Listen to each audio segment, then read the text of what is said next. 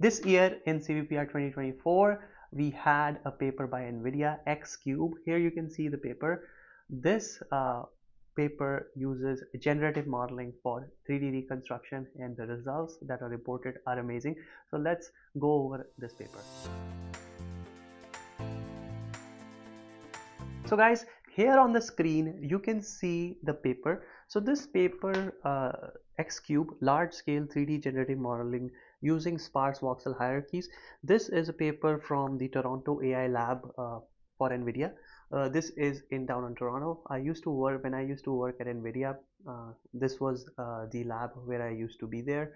And the group, Professor Sania Fiddler from University of Toronto and Nvidia, she used to head this lab, and we used to basically sit beside each other, this group and my desk, and it was pretty cool. Some of the smartest people I know used to be in this lab, and again you can see the amazing work, not just this paper but a lot of other work related to 3D reconstruction, 3D generation, generative modeling, computer vision in general. They have done amazing work with all these technologies, uh, pretty much always at the cutting edge of research. So essentially, the good thing about this paper, or the amazing thing, is that it just doesn't only do 3D reconstruction for small objects such as the ShapeNet objects, such as airplanes, cars, etc. It's able to do it for large scale reconstruction. So this is a large scene over here, in the bottom. If you see, this is this is a large scene, right? And it's able to do 3D reconstruction for this scene. If you're not familiar, doing a 3D reconstruction for a large scale scene is challenging, and works like neural radiance field, 3D Gaussian splatting, they sort of give you some sort of depth estimate of a scene, and you can then fit a mesh.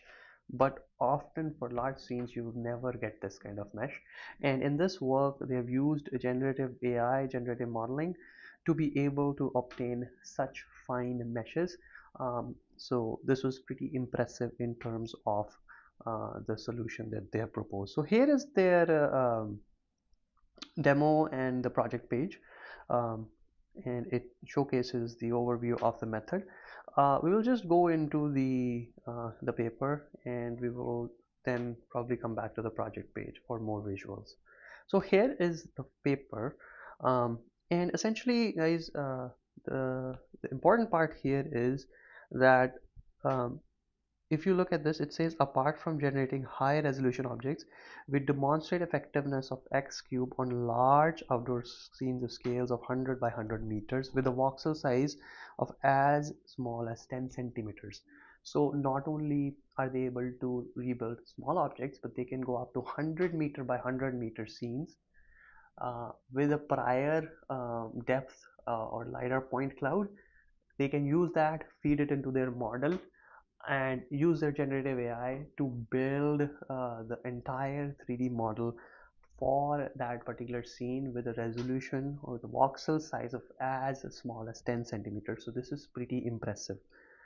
Um, so if we just go over to the overview of this method, um, in short, basically the method over here, it uses a hierarchical strategy.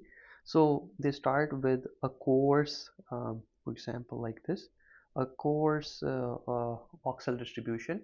They use that coarse voxel distribution, put it through their generative model, and get a result. Then they continue to make it finer and finer. So the step involves subdivision and pruning, and then subdivision and pruning until you go from, let me show you here, until you go from a model that looks pretty coarse to a model that looks pretty fine. So here the yellow one is coarse, and then slowly you continue to refine it, and you get this. Um, with this particular paper, they've shown very good results in 3D reconstruction for large scenes using the Waymo dataset.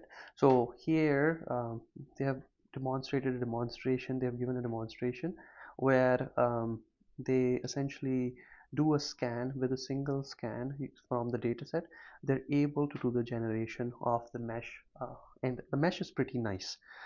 It's detailed and it captures the 3D scene pretty well. And given it's a generative model, um, they're able to generate for every scan, and then they're able to put it all together to get an accumulated mesh. And you can see the accumulated mesh is pretty good. And the reason why this is important is once you have this 3D reconstruction, you can then use it for so many different downstream tasks such as planning in autonomous driving. So guys, for 3D generation, to the best of my knowledge, this is one of the first works to give such good results. We've seen really amazing works for generative AI using diffusion in 2D for images, but for 3D for meshes, this work has produced exceptional results. Now, the reason why this is so impressive is because 3D reconstruction for large scale scenes is in itself a difficult problem to get good and detailed fine meshes for large scale scenes. Uh, with this method, you are able to get that.